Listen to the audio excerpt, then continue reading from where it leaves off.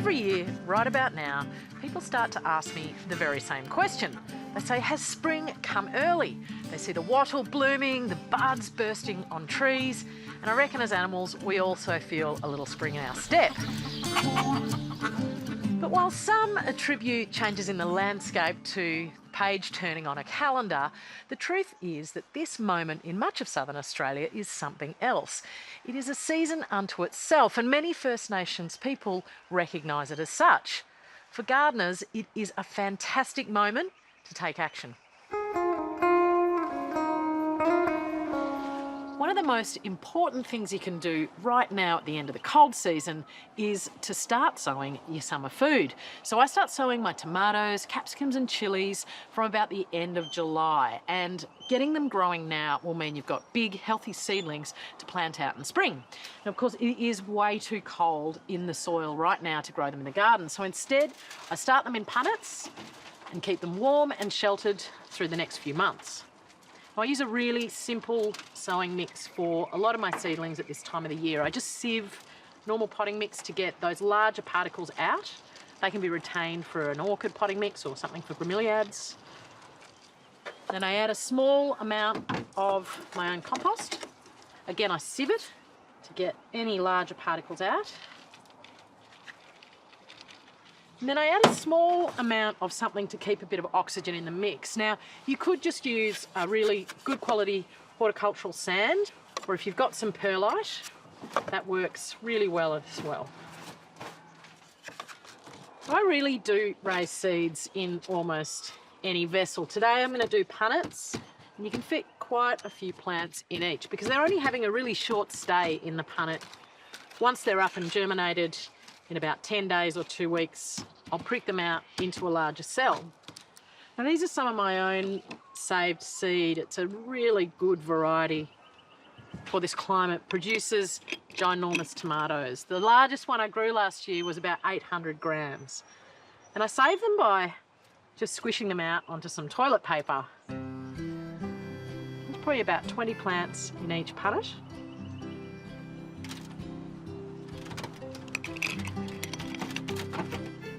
I'll just use some of the same mix to cover them over just ever so lightly. And then never forget the label.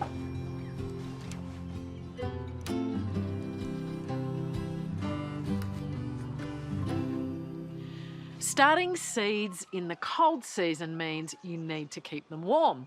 Now, a lot of people do it on a sunny windowsill inside. You might remember that I built a manure-fueled hotbox a few years ago, but I've since discovered a really simple little system that's also quite affordable and allows me to grow lots of seeds. I want to show you how I do it.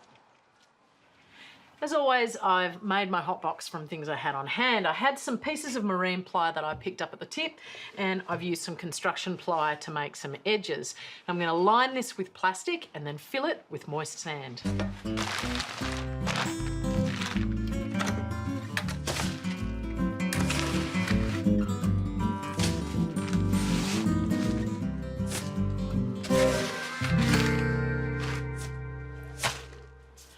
Getting that relatively level, but I'm not fussing too much because I've still got another element to put in.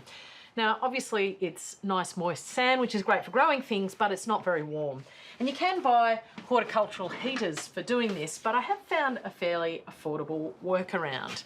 This is a reptile heater. It's made to go into aquariums and enclosures, and it's siliconized, which means it's waterproof. And it is a really accurate little heater. I'm going to snake it through the sand in this box, and that means it'll provide a really nice even heat to keep my plants warm. So the first thing I need to do is just thread it through the hole that I've made here in the box, and then carefully pull that heater through.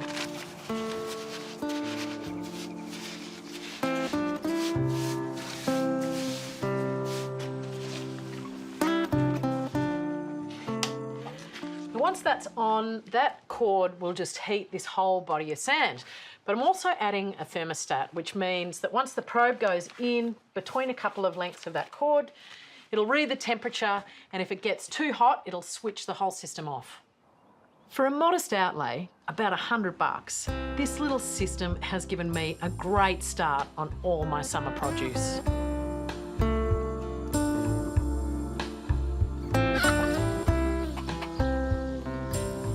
only seed that are worth propagating right now.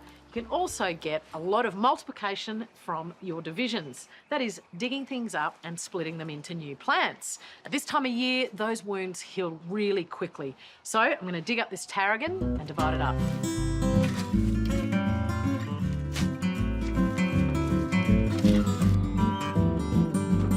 Dump the clump into a bucket of water to wash it off so you can get a clear view. And then you can prise or snip apart all the individual plants.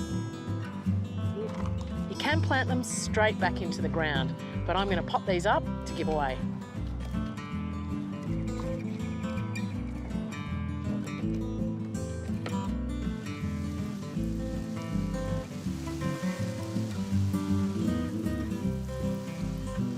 As we head into the biggest season of growth that there is in the garden, it's also a great time to do a pot check on all of your pot plants, inside and out.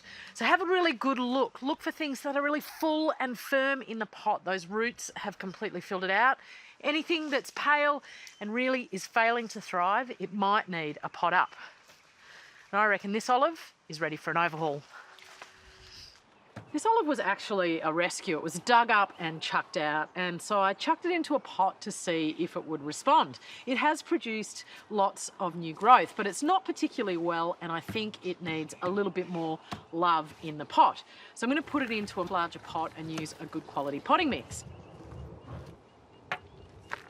I'm moving the olive up one size, about a third as big again.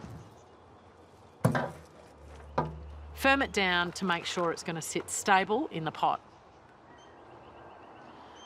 I'm sure it's not lost on you that the regrowth on this plant is pretty crazy, but I want to use that to my advantage. I'm going to prune it and shape it to encourage all sorts of quirky shapes, and I reckon over time it'll become a really fantastic feature. Like any pruning, I'm starting by removing the dead and damaged growth, and then selecting a few stems to be removed and a few more to stay.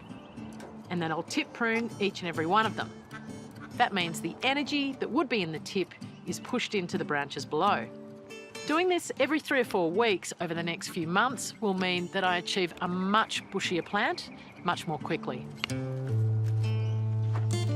While the weather might still be a little bit woeful, I promise the work that you do right now will pay dividends through the warmer months. It's also the last moment I can get these paper daisies in the ground, so I'm going to do that, and I hope you do some winter work too.